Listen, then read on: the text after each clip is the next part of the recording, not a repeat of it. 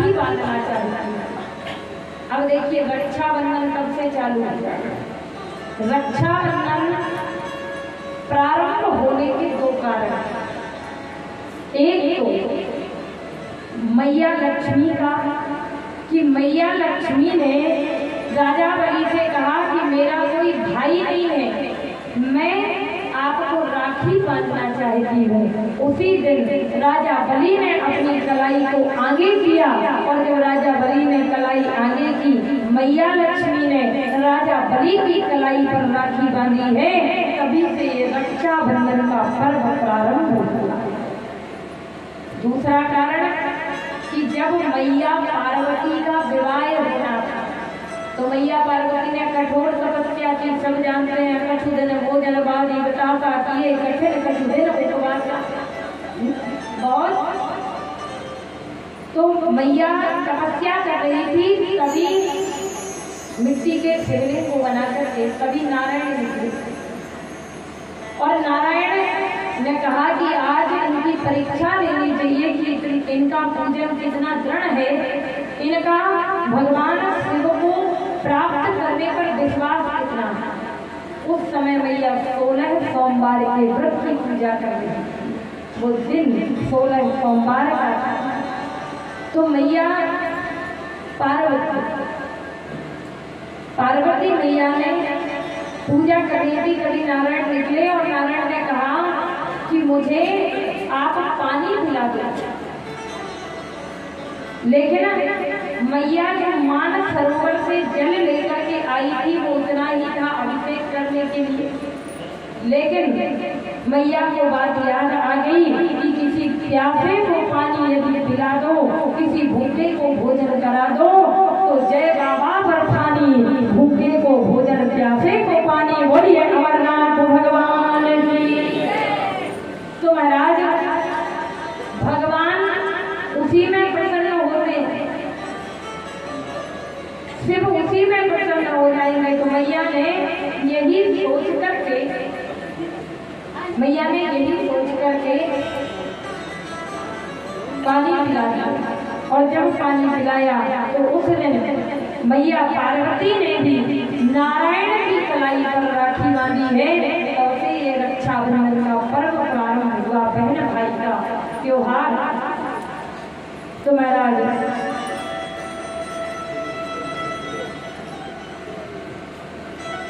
राजा बलि से लक्ष्मी मैया से राजा बलि कहने लगे, बहन तुमने मुझे राखी बांधी, आपको उपहार मांगा। कहा भैया यदि आप मुझे देना ही चाहते हैं तो आप मुझे, इधर उधर देख करके मैया लक्ष्मी बोली, भैया मुझे और तो कुछ नहीं चाहिए, मुझे तो चौकीदार चाहिए। बोले बहन क्यों, उस चौकीदार का क्या करेगी? बोले नहीं भैया मैं तो वो चौकीदार है। राजा बलि ने कहा, बहन तुम कौन हो, मुझे दर्शन दो। दर्शन दिए, और दर्शन दे करके मैया लक्ष्मी नारायण को लेकर के अपने धाम गई। और राजा बलि ने कहा कि ये मेरे पास ही रहेंगे, तो देव सैनी एकादशी से लेकर के अभी जो देव उठनी एकादशी आएगी ना, उस दिन तक भगवान कहाँ रहते हैं? राजा बलि के पास। अभी जो समय चल रहा है भगवान राजा बलि के पास है, और भगवान अपने धाम पर आते हैं देव उठनी एकादशी के लिए। तो महाराज तब तक प्रभु स्वरूप धाम में रहते हैं, ना कि हम कहते हैं अब तो सब देवता सो गए, तो देवता सोते नहीं है, राजा बलि के यहाँ रहते हैं। तो एक बार जोर से ये कार्य में बोलिए, वामन भगवान की, लक्ष्मी नारायण भगवान की। आगे अष्टम स्कंद में भागवत जी के गजग्राह का चरित्र आया है। गजेंद्र जैसा प्रबल हाथी जो इंद्रद्युम्न नाम का राजा था, बिना गुरु दीक्षा लिए ही तपस्या कर रहा था, तप कर रहा था। एक दिन की बात कि महाराज वहां से एक संत निकले। संत ने कहा, बिना जा करके जड़ बुद्धि ही हो जा, हाथी हो जा, गज हो जा। तब से ये गजेंद्र बन गया। एक दिन बहुत सी हथनियों के साथ सरोवर में स्नान करने जा रहा था कि महाराज तभी ग्राह ने पैर पकड़ लिया, और जब ग्राह ने पैर पकड़ा तो गोविंद ने आकर के कमल के पुष्प को लेकर के गजेंद्र ने स्तुति की, और नारायण ने आकर के गजेंद्र को बचाया, गजेंद्र का मोक्ष कराया। बोलिए लक्ष्मी नारायण भगवान की। तो हम भगवान का नाम लें तो भव से पार हो जाते हैं और भव से पार चले जाते हैं। इसीलिए तो कहते हैं, आइए बड़े भाव से गुनगुनाएं। अरे हो गए भव से, हो गए भव से पार लेकर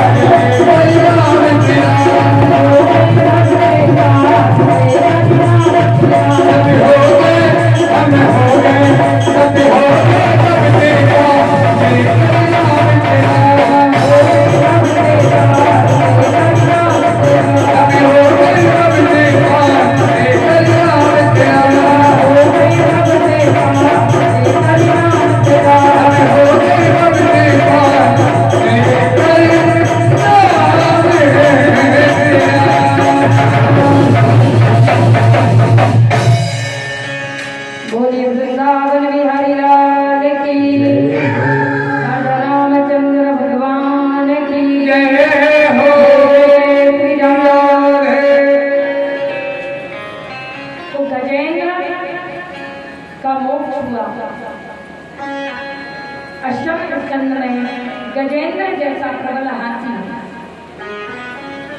देखो, जो किसी का नाम नहीं लेता है वो भगवान नारायण का ही नाम लेता है।